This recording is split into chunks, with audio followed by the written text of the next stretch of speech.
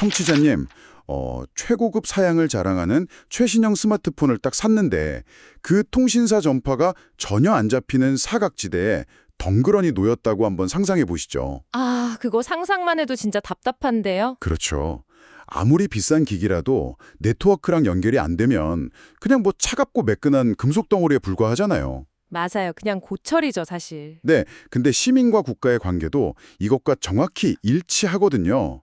아무리 고도화된 사회라고 해도 개인이 공동체의 안전망이나 정보망하고 연결되지 못하면 그 안에서 고립된 개인은 제대로 기능할 수가 없죠. 아, 아주 적절한 비유네요. 결국 연결이 핵심이라는 거잖아요. 빙고, 바로 그겁니다. 당장 내일, 그러니까 2026년 3월 15일 일요일 아침에 각종 매체를 통해서 쏟아질 기사들이 있는데요. 청소년 국제교류, 다문화 교육, 그리고 돌봄 분야의 최신 정책 자료들을 관통하는 단 하나의 키워드가 바로 이 연결입니다. 오늘 심층탐구의 미션이기도 하죠. 네, 단순한 뉴스 요약이 아니라 청취자님을 위해서 저희가 지식의 정수만 쏙쏙 뽑아드리는 거니까요. 자, 하나씩 풀어볼까요? 가장 넓은 의미의 글로벌 네트워크부터 시작해서 점점 우리 사회 내부, 그리고 결국 청취자님의 집 거실로 시선을 좁혀 들어와 보겠습니다. 좋습니다. 그럼 공간과 디지털을 아우르는 청소년들의 새로운 연결 방식부터 짚어보는 게 좋겠네요. 네, 국제교류 이야기죠? 맞습니다. 3월 13일에 경기도에서 발표한 2026년 청소년 국제교류 사업을 보면요. 전통적인 물리적 연결이 여전히 엄청 강력하게 작동하고 있다는 걸 알 수 있거든요. 구체적으로 어떤 일정인지 설명 좀 해주시죠. 당장 오는 5월에 고등학생 33명이 중국 광동성하고 장수성으로 파견이 되고요. 중학생 연령대는 하반기에 파견될 예정입니다. 아, 직접 가는 거군요. 가서 뭐 관광하고 오는 건가요? 아니요. 단순히 해외 명소 구경하는 관광성 일정이 절대 아닙니다. 현지 학생들하고 직접 부딪히면서 공동 프로젝트를 수행하는 그런 실질적인 교류의 방점이 딱 찍혀 있어요. 와, 10대 시절에 물리적인 국경을 딱 넘어서 전혀 다른 문화권의 또래들하고 호흡해본다는 거, 그거 진짜 세계관을 통째로 뒤흔드는 경험이잖아요. 그렇죠. 평생 가는 기억이죠.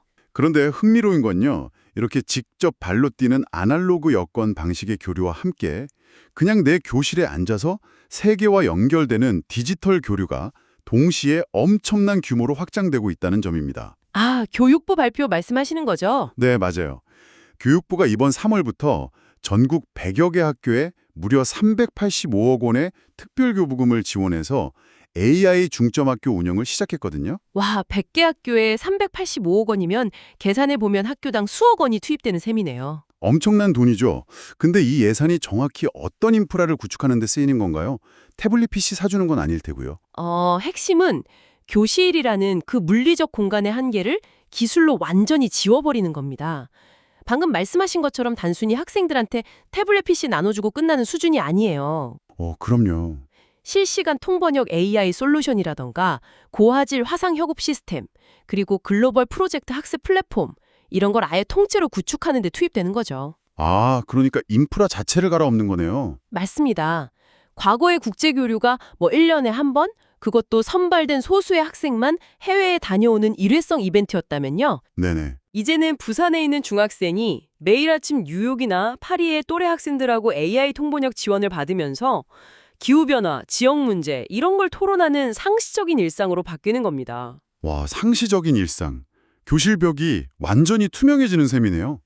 아까 광둥성으로 떠나는 33명의 학생들처럼 직접 국경을 넘는 것도 중요하지만 나머지 수만 명의 학생들도 매일 365일 글로벌 네트워크망에 딱 접속해 있을 수 있다는 거군요. 바로 그겁니다. 여기에 더해서 지역사회 공간 자체가 교류의 허브로 변모하는 사례도 있더라고요. 대구 사례 말씀하시는 건가요? 네, 대구 동성로 프로젝트 일환으로 중앙파출소 인근에 조성되는 청년 문화 다목적 공간이 딱 그 대표적인 케이스죠. 여기서 정말 흥미로운 점은 해외로 나가는 교류만큼이나 이미 우리 지역사회 안에 들어와 있는 세계와의 연결도 무척 중요하다는 걸 보여준다는 거예요. 그렇죠.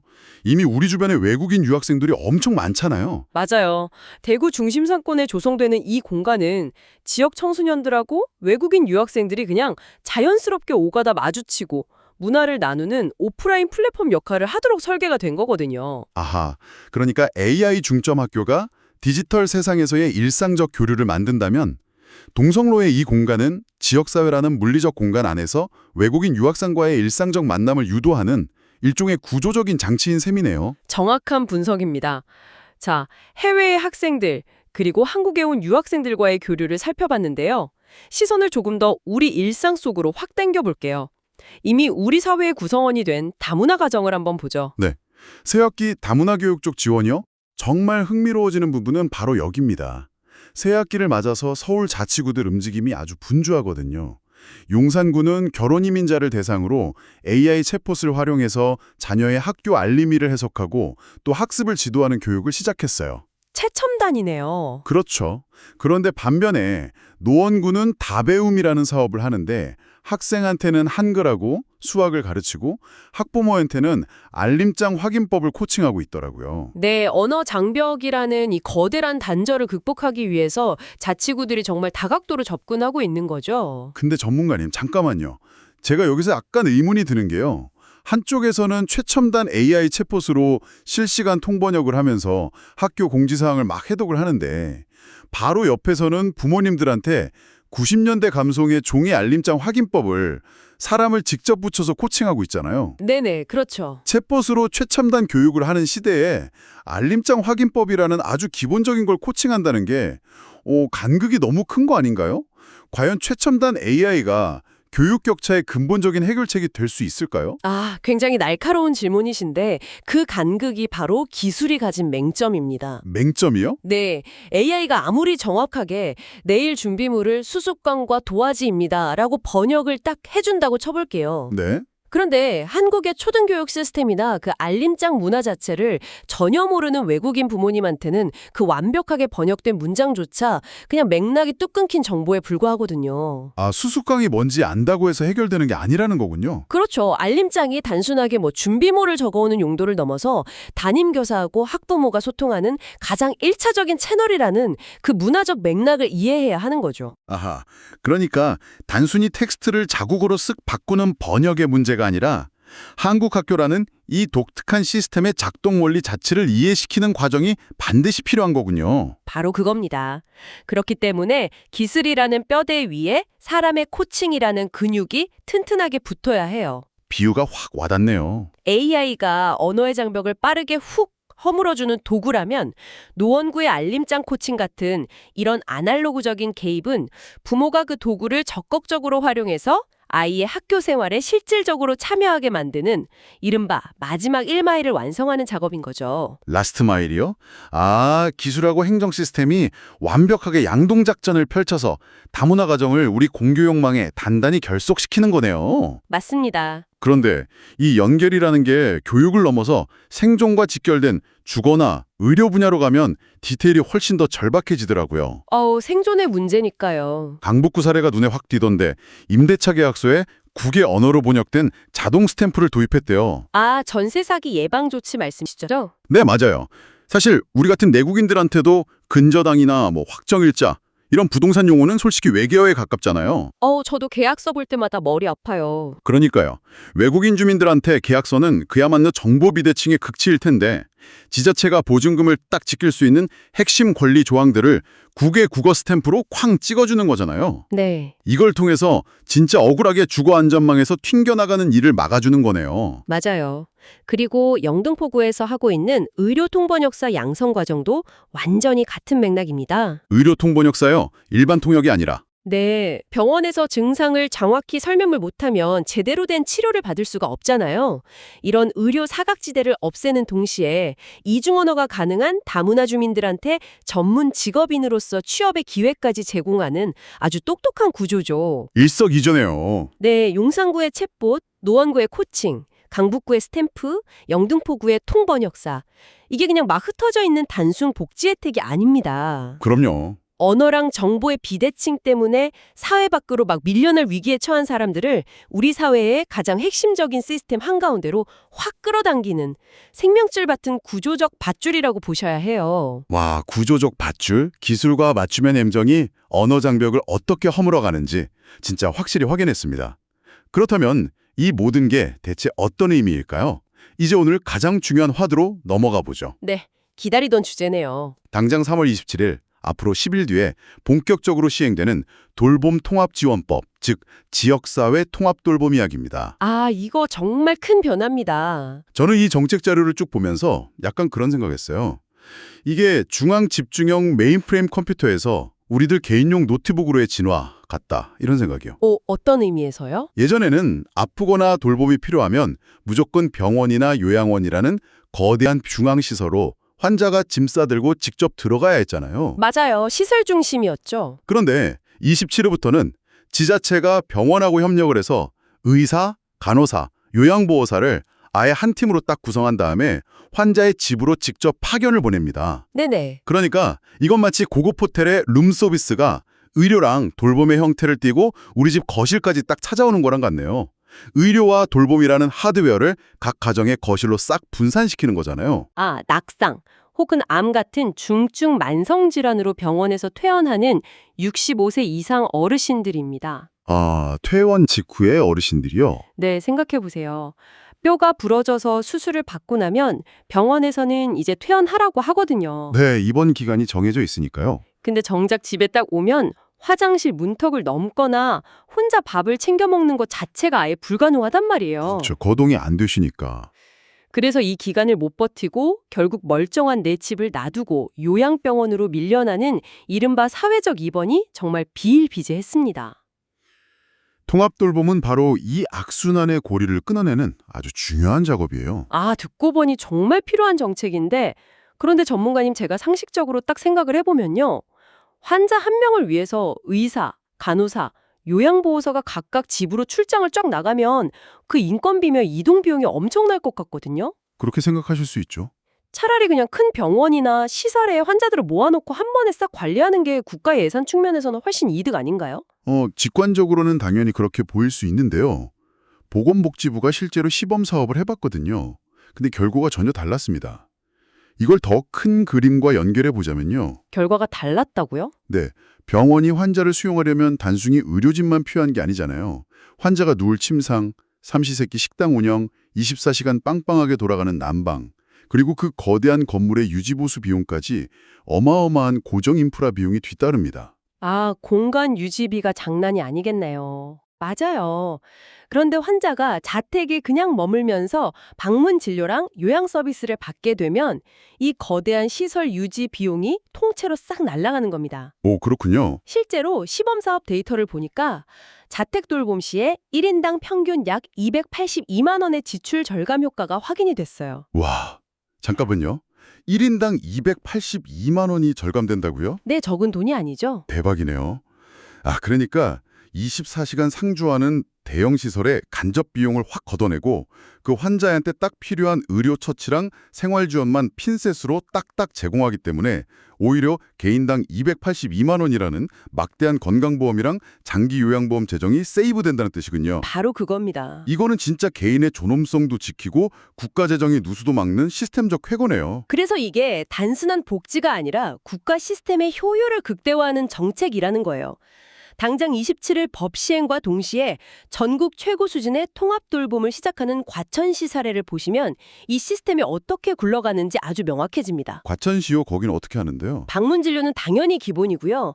가사 지원, 식사 배달, 거기다 심지어 낙상 방지를 위해서 집안 화장실에 안전바를 싹 설치해주고 문턱을 다 제고해주는 주거 환경 개선까지 제공합니다. 와, 집을 아예 고쳐준다고요? 네, 내 집 자체를 작은 요양병실처럼 아주 안전하게 싹 개조해주는 거죠. 노인 돌봄의 패러다임이 시설로 격리하는 것에서 일상 유지로 완전히 넘어갔다는 걸 보여주는 상징적인 변화예요. 진짜 내 집이 최고인데 거기서 케어까지 완벽하게 해주니까요. 맞습니다. 그리고 돌봄의 빈틈을 메우는 이 거대한 네트워크는 당연히 노인뿐만 아니라 아동에게도 똑같이 적용됩니다. 아동 돌봄 쪽도 변화가 있군요. 네, 올해부터 늘봄학교가 크게 확대됐잖아요. 근데 그러다 보니까 오히려 사각지대로 살짝 밀려났던 초등학교 3학년 학생 전원에게 연간 50만 원의 방과후 바우처가 지급되는 것도 다 같은 맥락이죠. 전 세대를 아우르는 돌봄망이 완성되는 그림입니다. 초등학교 3학년 바우처? 여기서 제가 또 하나 짚고 넘어가고 싶은 게 생기는데요. 네, 말씀하시죠. 3학년 학부모님들이 가장 두려워하는 게 그 이른바 학원 뺑뺑이 시간표잖아요. 네. 그거 막아보겠다는 추진을 알겠는데 연간 50만 원이면 한 달에 한 4만 원 남짓이거든요. 금액이 좀 적어 보이긴 하죠. 요즘 솔직히 영어 수학 학원 한 달 원비의 절반도 안 되는 금액인데 과연 이 4만 원짜리 바우처가 학부모들이 체감할 수 있는 실질적인 돌봄 대안이 될 수 있을까요? 이 정책은 사교육비를 전면적으로 대체하려는 목적이라기보다는요, 약간 타겟형 지원으로 보셔야 해요. 타겟형이요? 네, 아이가 학교 정규 수업을 마치고 부모가 퇴근하기 전까지 발생하는 그 특정 시간대 있잖아요. 그 돌봄 진공 상태를 딱 막는 역할인 거죠. 아, 마의 시간대. 맞아요. 1, 2학년은 늘봄학교로 커버가 되는데 3학년이 딱 되면서 갑자기 텅 비어버리는 오후 시간이 생기거든요. 그 시간에 아이들을 지역의 예체능 학원이나 방과후 학교 프로그램 같은 안전한 커뮤니티 공간에 딱 붙잡아 두기 위한 일종의 마중물 성격의 예산이라고 보시면 됩니다. 아하, 비용 전액 보조가 아니라 그 연결을 이어주는 끊어지지 않는 끈 같은 거군요. 네, 이 연결고리가 한번 툭 끊어지면 결국 부모 중 한 명, 주로 여성의 경력 단절로 직결되기 때문에 이건 정말 중요한 문제입니다. 맞아요. 누군가는 일을 그만둬야 하니까요. 청취자님, 오늘 우리가 다룬 이 방대한 이야기들 한번 정리해 볼까요? 광동성으로 직접 국경을 넘는 학생들, 그리고 교실을 뉴욕에 딱 연결해주는 AI 중점 학교, 네. 챗봇과 종이 알림장 코칭으로 언어 장벽을 아주 세밀하게 부수는 다문화 교육, 그리고 당장 27일부터 내 집 거실로 찾아오는 룸 서비스 같은 의료 돌봄망과 아이들을 위한 방과후 바우처까지 정말 많은 이야기들을 나눴네요. 이 모든 정책들이 막 복잡해 보이지만 결국 오늘 이야기 들으시면서 청취자님과 어떻게 연결되는지 그 실체가 딱 보이실 겁니다. 맞아요. 피부에 와닿으실 거예요. 청취자님이 매달 아주 성실하게 납부하시는 그 세금이요. 지자체랑 첨단 기술이라는 필터를 싹 거쳐서 내 이웃의 생존을 돕고 내 아이의 텅 빈 방과후 시간을 지켜주잖아요. 네, 아주 중요한 안전망이죠. 그리고 중국에는 훗날 내가 늙고 병들었을 때 시설에 갇히는 게 아니라 내가 평생 살아온 아주 익숙한 내 방 침대에서 존엄하게 회복할 수 있도록 지탱해주는 아주 거대한 인프라로 되돌아오고 있다는 사실 말입니다. 왜 우리가 이 뉴스들에 관심을 가져야 하는지 아시겠죠? 네. 행정과 기술이 정말 촘촘하게 엮어낸 이 국가적 네트워크망은 분명 우리 사회의 효율과 안전을 극대화하고 있습니다. 그렇죠. 하지만 오늘 탐구를 마무리하면서 이는 아주 중요한 질문을 하나 던집니다. 청취자님 스스로 한 번쯤 깊게 곱씹어 볼 만한 문제인데요. 오, 어떤 질문인가요? 지자체 의료팀이 알아서 앞집 어르신을 위해 주기적으로 방문을 하고요. 또 최첨단 AI가 옆집 다문화 가족의 모든 번역을 완벽하게 다 처리해주는 시대잖아요. 네, 시스템이 다 해주는 시대죠. 그런데 이렇게 굿다의 개입과 시스템이 완벽해 가까워질수록 역설적으로 우리가 직접 서로의 문을 똑똑 두드리고 밥은 드셨냐고 안부를 묻는 그 인간 고유의 이웃 간의 정이나 공동체적 책임감은 점점 시스템 뒤로 숨어버리고 옅어지는 건 아닐까요? 시스템이 완벽해질수록 개인이 이웃을 돌봐야 할 책임감은 줄어드는 역설이네요. 효율적인 시스템이 우리의 일상을 안전하게 딱 받쳐줄수록 나와 내 이웃 사이의 정서적인 거리는 오히려 멀어질 수 있다는 아주 묵직한 통찰입니다. 네, 한 번쯤 생각해봐야 할 문제죠. 진짜 그러네요. 정책이 아주 매끄럽게 깔아준 이 오지 네트워크 망 위에서 기계가 할 수 없는 우리 인간으로서 어떤 아날로그적인 온기를 이웃과 주고받을 수 있을지 각자의 일상 속에서 그 답을 찾아보시는 주말이 되기를 바랍니다. 네, 주위에 따뜻한 말 한마디 건네는 주말 보내셨으면 좋겠네요. 청취자님, 저희가 오늘 준비한 맞춤형 지식 분석, 오늘의 심층 탐구는 여기까지입니다. 다음에도 청취자님의 일상을 꿰뚫는 통찰로 찾아뵙겠습니다. 감사합니다.